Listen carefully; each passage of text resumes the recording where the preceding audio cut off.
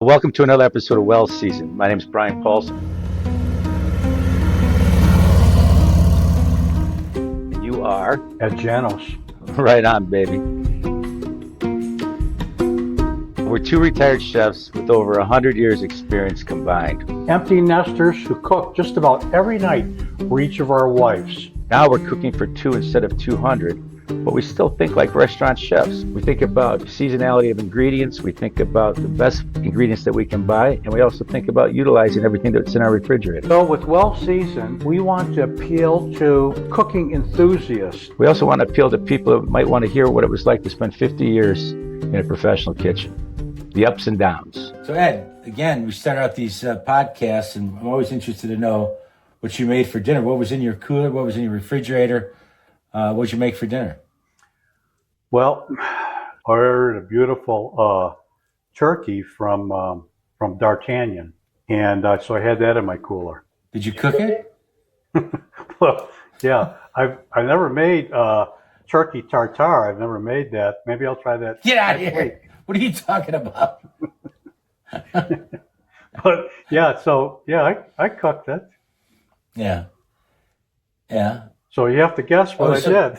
Oh, okay. This is the part of the podcast where you guess.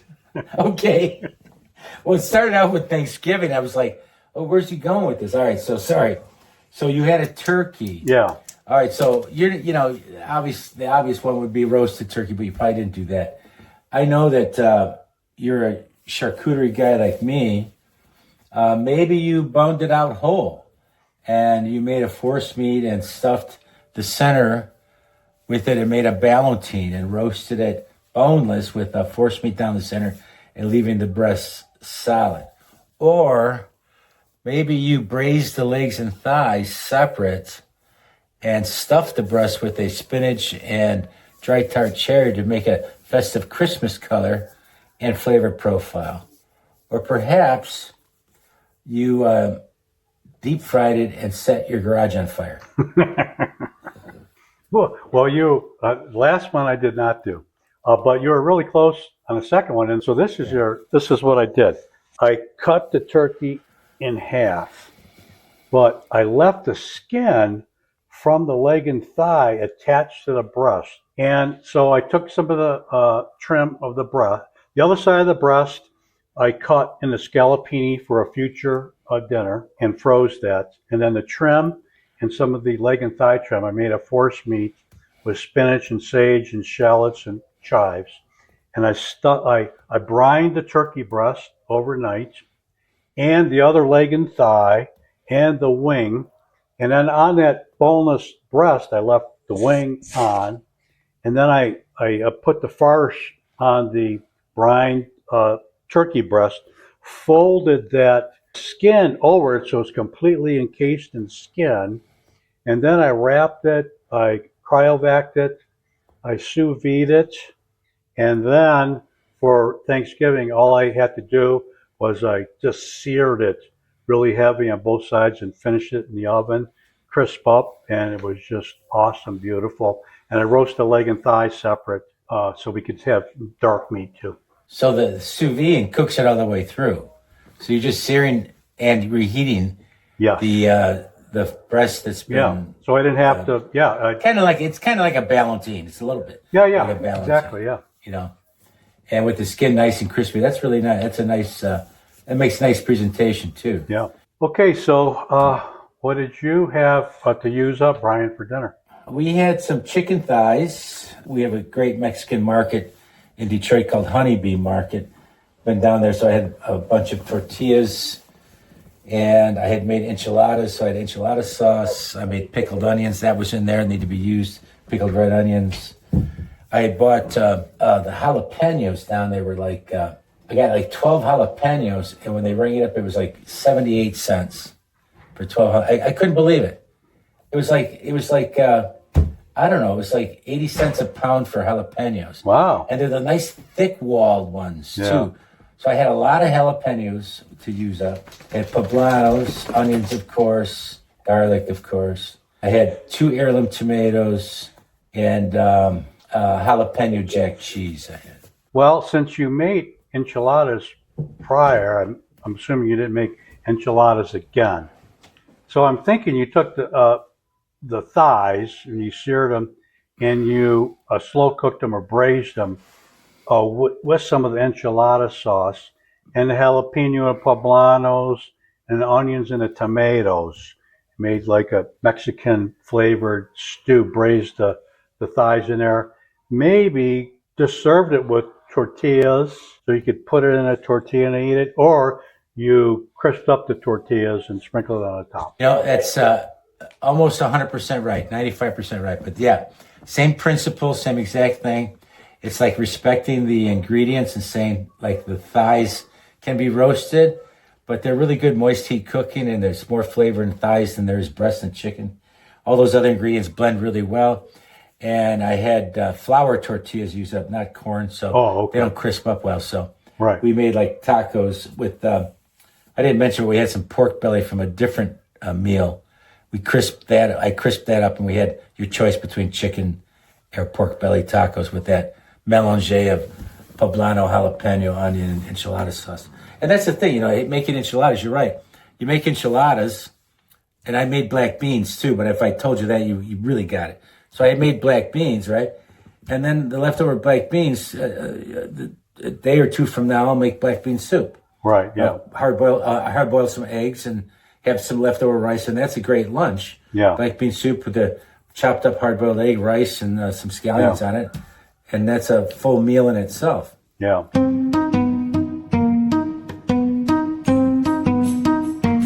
Welcome to another episode of Well Seasoned. Normally we talk about cooking stuff because Brian and I are two retired, semi-retired chefs, and we each have over 50 years in the kitchen. But this episode, we thought, let's talk about retirement, how it affected both of us and how we approached it differently. We're sitting in your beautiful backyard, so it's great to come over and cooking dinner for me. I really appreciate it. No Have a couple of Guinness. And it's a good way to start a podcast. So, we talked about this episode of what is it to retire? And I read this book.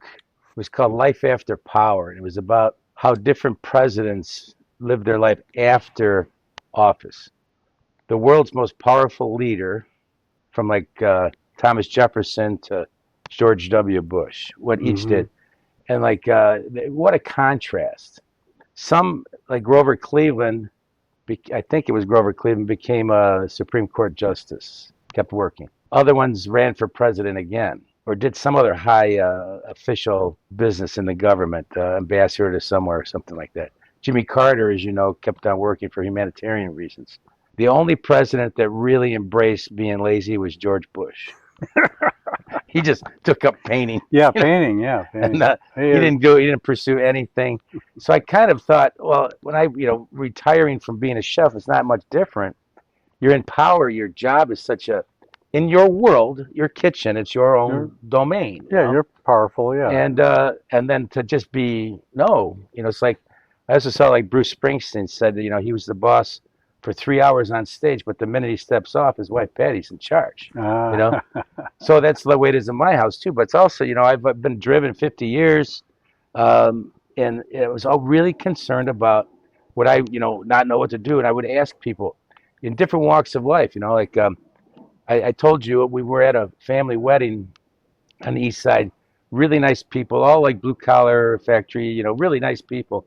But I talked to cousins that retired, and they said they hate it.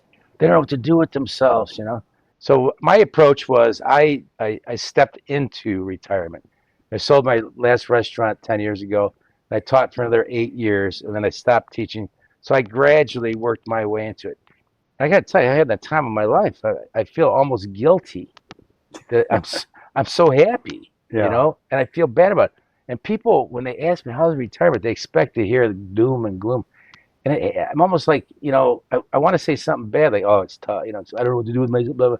I mean, but I say I'm happy. It's great. It's the best time of my life. Everybody's shocked, Yeah. And I wanted to talk about how people mentally prepare for change. And I realized there's another thing I wanted to say, is that I kept asking my wife, when is she going to hold the checkered flag on the driveway when I get home, that I'm finished? When can I stop working?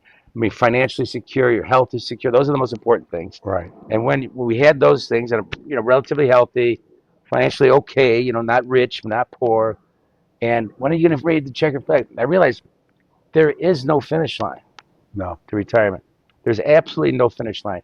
To rob a line from the movie Seabiscuit, the future is the finish line. Yeah. And it's how you adapt your life to your new surroundings. Yeah. Well, those are smart words.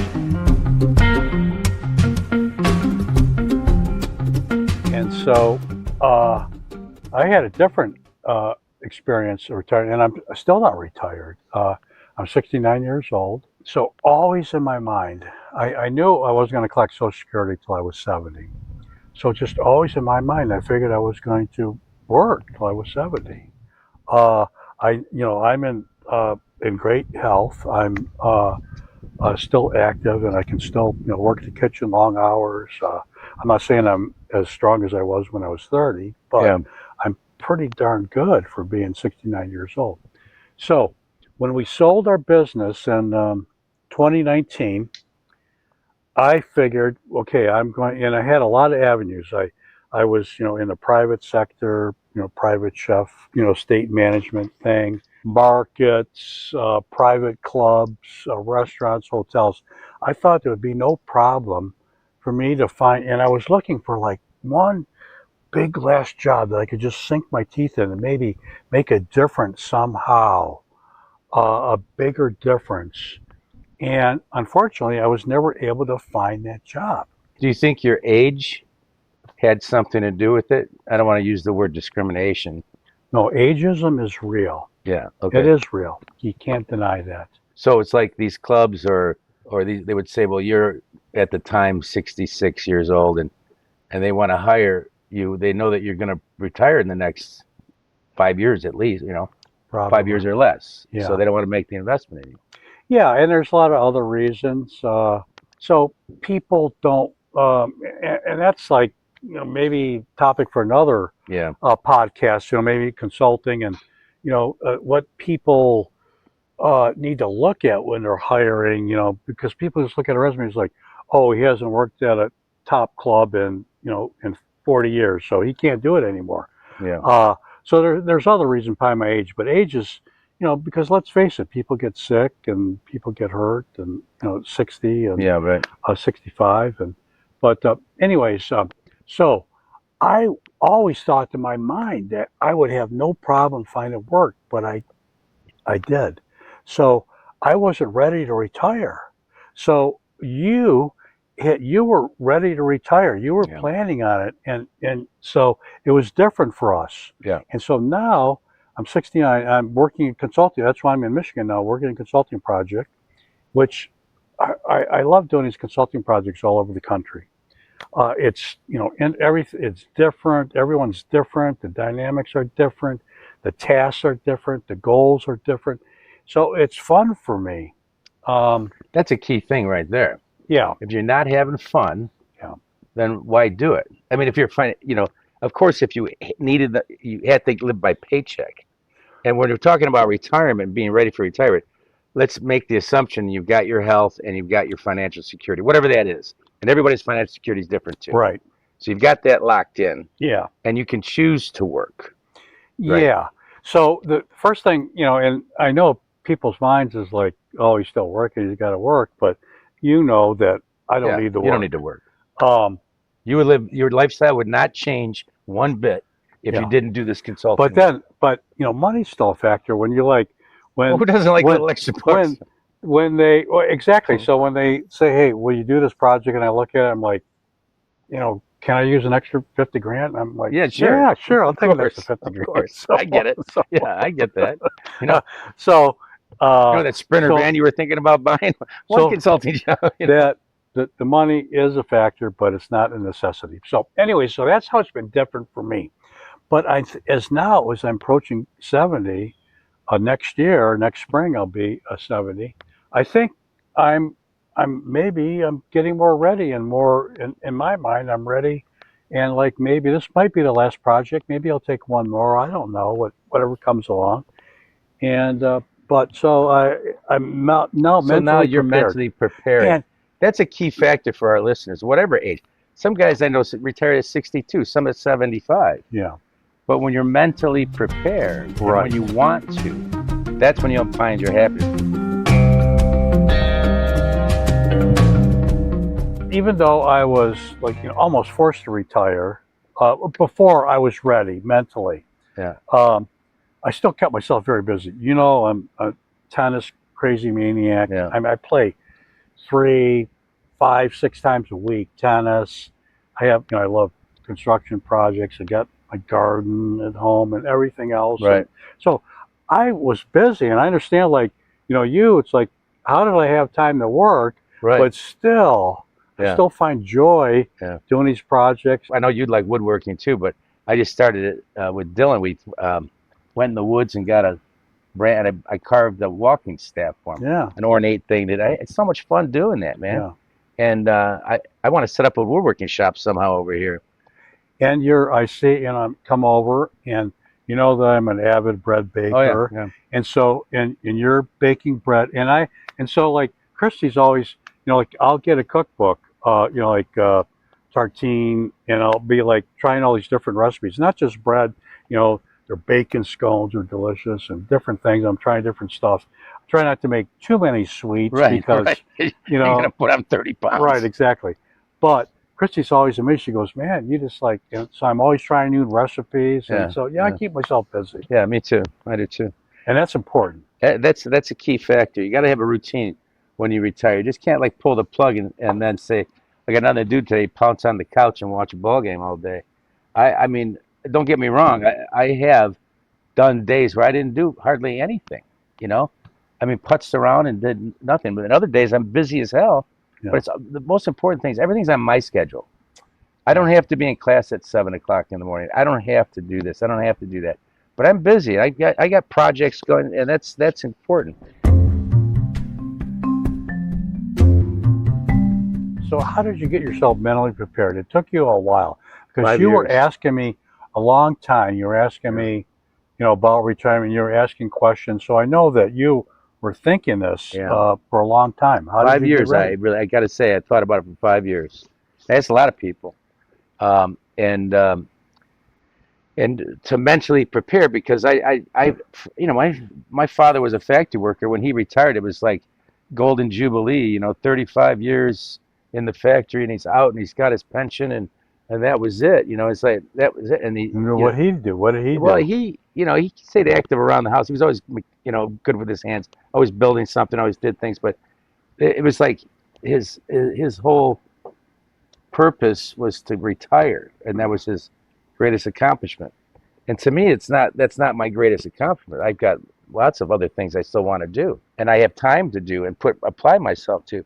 And the most important thing is feeling relevant. So that's what I thought about when the 5 years it took me to figure it out. How will I be relevant? Like in the kitchen, I'm relevant. To students, I'm relevant. Consulting jobs, very relevant. Writing, my fourth cookbook, finishing that up just before I retire. The book is relevant, you know. Yeah. And Okay. so I was worried that I'd become insignificant and like not, nothing. So I processed that. And for me, how important, who am I? I'm not that important. But you want to have like a legacy, and we started this podcast. This is a fun thing to do.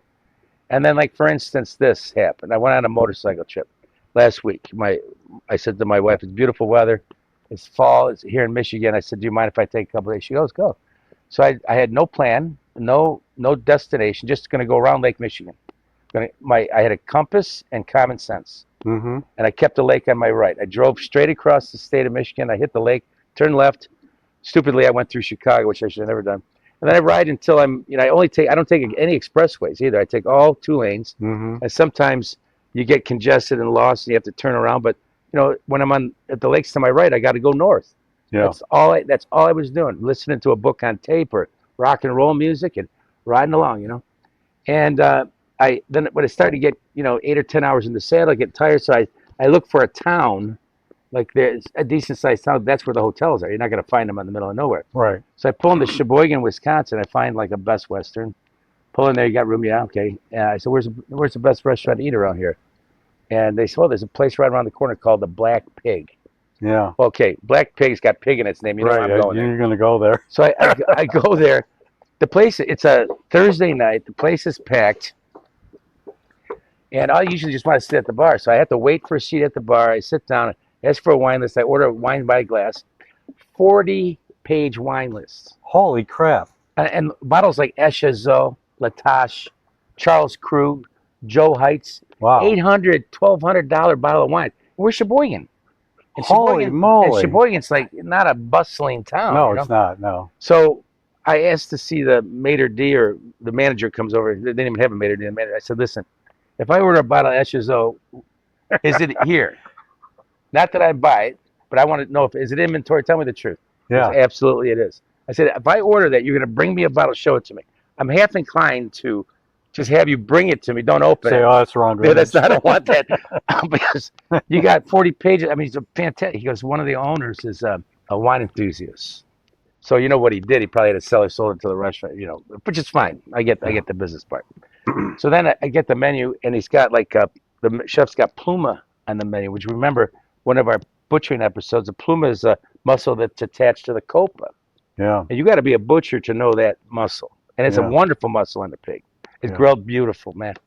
And then I ordered the duck confit. The duck confit was butchered properly, where the leg meat around the tip, where the foot is, cut those tendons. So as it slowly cooks in the fat, the muscle rides down even with the thigh, so the confit's evenly, you know, it's nice and even.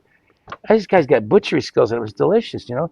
So I said, you know, it's really good. I asked to see the chef. I said, congratulate him, and blah, blah, blah, blah.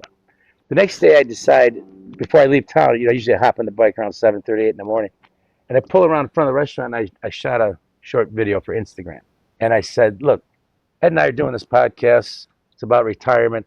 We used to be this guy here in Sheboygan. I just had a great menu, a great meal, great wine list, blah, blah, blah. And I said, this is how chefs retire. I hop on a motorcycle, and I'm learning to be a customer. Yeah. This is an important part of retirement to me, because I was that guy for 50 years. I'm serving somebody all the time. Right. I'm catering in your house. I'm doing a consulting job. Now I had to learn to be a customer. Yeah. It's another thing I worked on. Sound like you were a good one, though. Oh, I spent some money, but I said, I thought to myself, and I said this, I've eaten all over the world. It's not like I've never been a customer. Petrus? No, I didn't. That's just all by the glass. So I posted it, and then I just didn't look at it. I rode up to Door County, which is that peninsula of Wisconsin that goes all the way into Lake Michigan and back. And it started to rain, so I had to stop in Green Bay for the night. And so I just looked at my phone, and there was 12,000 views. Cool. You know, 12,000. And then I shot. And people were like, do more. So over the course, I did like 4 of them. Went up to Marquette and so on. Rode along Lake Superior, and I would just post. I had a piece of whitefish in Marquette. It was that thick. It had to come from like a 3 or 4 pound whitefish to be that thick. Yeah, that's crazy. And it was grilled with lemon juice and salt and pepper. Yeah. Not grilled, it broiled. Yeah. It was absolutely delicious. Yeah. So I made these comments about how to retire. You know, retiring, the podcast, and this is what retirement looks like for a guy like me. Yeah. And the amount of responses was phenomenal. So the point I'm making is that balance that we found when we were working full time, like with tennis, we didn't just cook. Yeah. You had family, you had tennis, Yeah. you had exercise, you had things. The balance, not like when we were young, when we were in our 20s, we worked 12 hours and that's all we did was cook, right? Well, I did a few other things. Well, yeah. But anyhow, it's that balance, and I think that's the important thing about retirement is making the decision, and finding that balance. And man, it's a great sense of satisfaction to know that you worked your whole life, and the best is still yet to come. Yeah.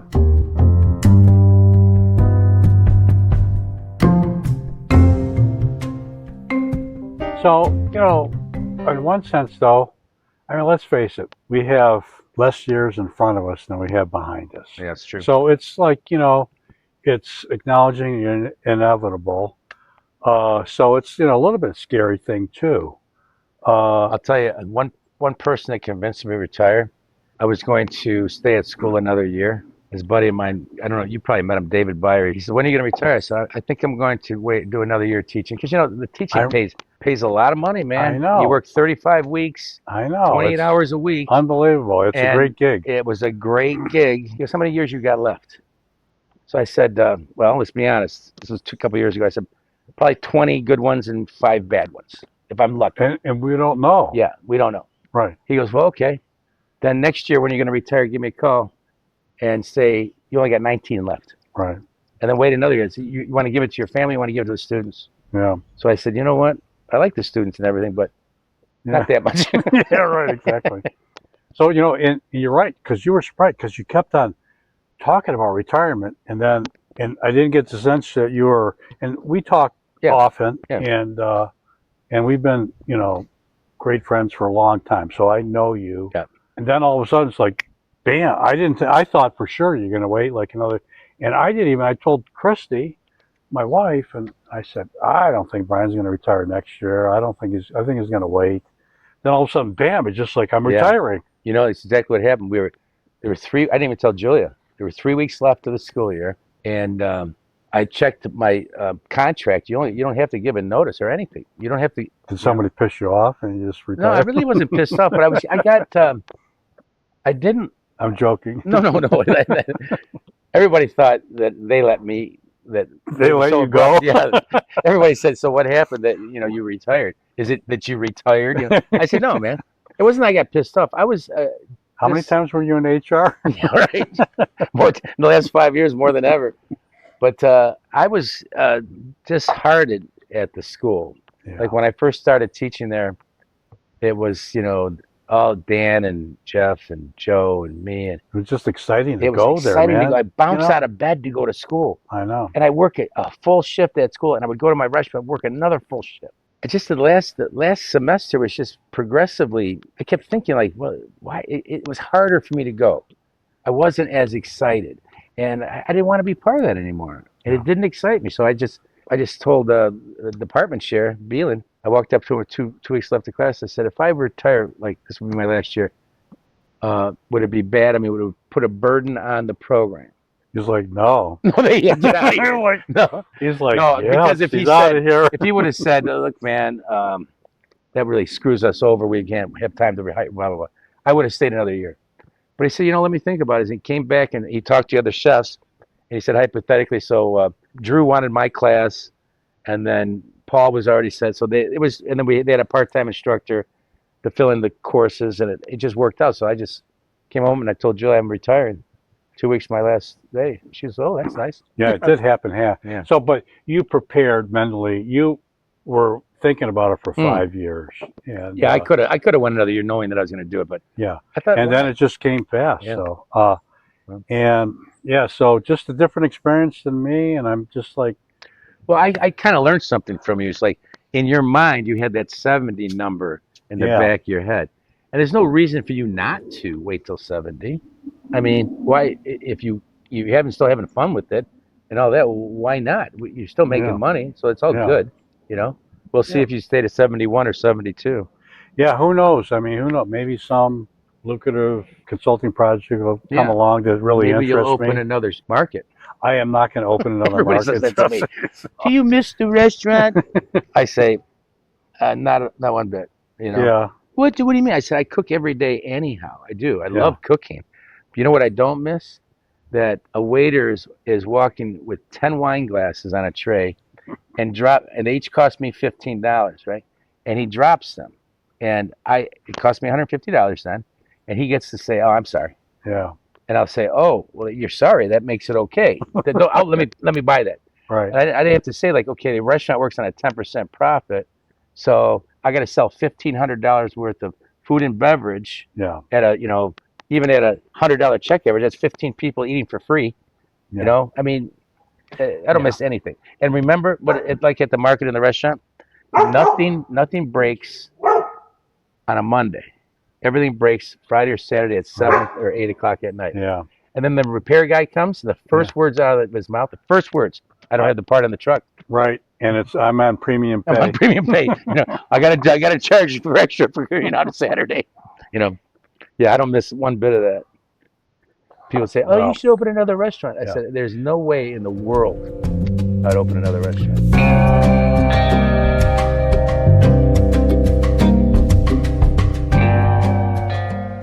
So, what's your advice to our listeners about retirement? Well, I recap what we just said. First, make the decision. God willing, you're privileged enough that you get to make the decision to retire. Some people are forced to retire. Forced to Yeah, retire, or or they physically can't work. You know, or they yeah, don't make it to retirement. yeah. So that's making those assumptions in this Yeah, equation that's all good. Your health is the most important thing. it Financial is. security, that's each individual that's got to figure that out. But mental happiness is what I was really focusing on talking to you about. Is first you got to make the conscious decision you want to retire. It's like when I sold the restaurants. I owned my own restaurants for like 30 years. And when I sold the last one, I kept the real estate. When I sold it, I made a conscious decision to get out of the restaurant business. I could not do the teaching full time and running a restaurant. I had two restaurants. And I sold one, and then I finally sold the last one. And 15 was my last one. And I was happy I did it. You don't get rich selling restaurants. I'll tell you that. You just don't. I mean, you make a little change, but it's not enough to live on the rest of your life or anything. Yeah, And I sold when things were good, profitable, and good P&L statements and all that stuff. So it wasn't like a fire sale or anything. So conscious decision. Uh, realize that it's not the finish line. That it's like the future's the finish line, and figure out what the next chapter in your life is going to be, yeah, and embrace it. yeah. It could be travel. It could be learn a language. Whatever. Yeah, and I've been looking for like that one thing that really excites me that I could do in retirement, and I haven't found it. Well, you've got gardening. You got Well, woodworking. I You know, got but I tennis. like I doing all that You got stuff. all But that I'm stuff. but something like I don't know. I'm looking for people are like, well, write a book and I'll be honest with you, Brian. I just, I mean, you know, my life, my career, in my mind, hasn't been that exciting to write There's a lot of about. material out there And already. there is, and so it's like no, and maybe some like operational things, but I'll like sell like 1,000 copies of a book. So it wasn't that, and I wish I could find like a job that just like a second job that just like I was just enthralled. And once I get excited about something, man, I just like go That's why all for people it. do charity work. And I do. You know, A Habitat for like Humanity. something like that. You would really, yeah, you already do Yeah, that. yeah, But yeah, that's fun. That's good. yeah. It is. Go to Yeah, help build houses and yeah, support the community, and you yeah. know, So it's so you took a different path. I'm still kind of figuring it out, and different for me, even though I've been, semi-retired. And I'm thinking this, next year will be it. And maybe I'll never find that second thing. I was just like, I mean, I love accounting too, yeah, and I tried you're always accounting, good with numbers. Yeah. and I tried an accounting job to do it for a living. I cannot do it for a living. Yeah. I like counting, Yeah. but I've always enjoyed numbers too. but to do it for a living, sit Yeah. by, forget that, Yeah. man. I tried it, I and it's like, remember that. You know, and also it's like I love construction and stuff, but to be under pressure to like produce I mean, I like to take my time and Yeah. like and it's relaxing to me to do construction, to Yeah. be under pressure to try to make money. I couldn't do that for a living either. Yeah. So I don't know. Well, it'll come to you, but that's Yeah, I think the mindset's the most important thing. Because chefs typically, let's be honest, we're a little off center. We're not, middle of the road people. We're a little wacky. Some are more creative than others. We live kind of on a, off kilter state, because that's the life. And like I said about learning to be a customer, it's kind of weird to be like a guy that goes into like, to be like when I had regular customers, I loved those regular customers. I like being a customer. I love being a customer, Yeah, but learning how to do it where I feel like I deserve it. yeah, I went through a small phase, a short period of time. It's like, first, I've eaten all over the world now. So I've been a customer. It's not like I've never yeah. eaten out. Right. But it's always for like, okay, but now I'm just eat. It's like, oh, do you want to go out to dinner? I never had Yeah. that luxury in my life before. Yeah. I never in my Yeah. whole, except for the last 2 years. Yeah. So, and to be a regular, they walk in and they say, hey, Brian, how are you? Julia, blah, blah, blah, Right. and, oh, we've got fresh oysters and we know you like, it's like, yeah, it's Yeah. like the Cheers thing where everybody knows your name. Yeah. Or like when James Beard was asked, where's his favorite restaurant? His response was, where they know me. Yeah. That's my favorite restaurant. Yeah. And to be a good customer and pay them, Yeah. And once in a while, when somebody asks you your advice, it's like the owner, like we support our community, so the restaurants here, the owner will come up to me and say, "Oh man, I'm having problems, blah blah blah," and I, if I have any good advice, I give it to him. If I don't, I just say, I don't know what to do. Just like soccer. Yeah, right. Told you not to do this. Yeah. Yeah. I always liked. You told me somebody asked you about opening a restaurant or something, and you told me, you said, "I'll tell you what. You buy me a first class plane ticket to where you are. I'll come out there. You give me 20 or 50 grand, and I'll kick you in the groin as hard as I can, and you'll say thank you very much. I'll save you. I'm going to save you 1.2 million. Yeah. What you get out of this is all the luxury and pain of the restaurant business, all in one thing, and I'm saving you money. Okay. Well, I thought it was a good discussion. That's a good one, yeah. Take. I mean, we're not experts. It's just our own journey has been different, and I hope that the audience gets something and realize that it's a personal journey to retirement, and everybody tackles it differently and plans it differently. And if you buy Progressive Insurance and you bundle your home, office, even your car and motorcycle, you will save. Yeah. All right.